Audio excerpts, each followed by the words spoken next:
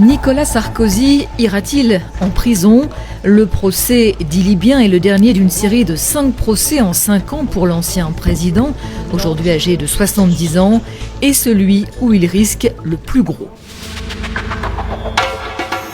Fin mars, après 3 mois de procès, le parquet financier avait requis 7 ans de prison contre Nicolas Sarkozy, accusé d'avoir noué en 2005 un pacte de corruption avec Mouammar Kadhafi pour que le dictateur libyen finance la campagne qui lui a permis d'être élu président en 2007. L'accusation n'a pas de preuve de ce financement illégal car l'argent liquide reste intraçable, mais 10 ans d'enquête ont permis de rassembler un faisceau d'indices.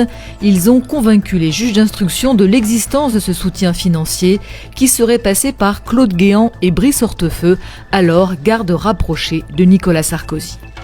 Contrepartie supposée, d'abord la réhabilitation internationale du colonel Kadhafi, accueilli en grande pompe à Paris peu après l'élection de Nicolas Sarkozy.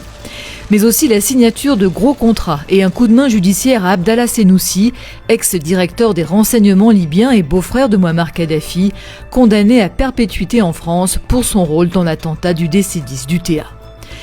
L'ex-chef de l'État a toujours vigoureusement clamé son innocence et a dénoncé l'outrance de la peine réclamée.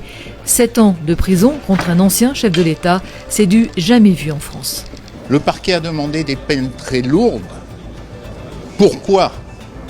Pour essayer de compenser la faiblesse de sa démonstration. C'est un moment historique parce que la République peut pleurer, mais en même temps la République peut pleurer, mais elle peut aussi compter sur une justice indépendante.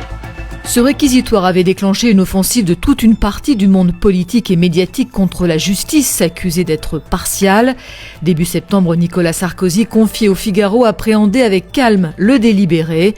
Cela prendra le temps qu'il faudra, mais je me battrai jusqu'au bout pour prouver mon innocence et je ne baisserai pas la tête pour m'excuser de choses que je n'ai pas faites.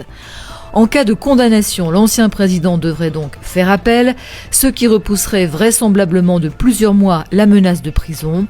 Une peine définitive supérieure à 2 ans ferme n'est pas aménageable par la pose d'un bracelet électronique par exemple. Un condamné de plus de 70 ans peut toutefois demander à bénéficier d'une libération conditionnelle.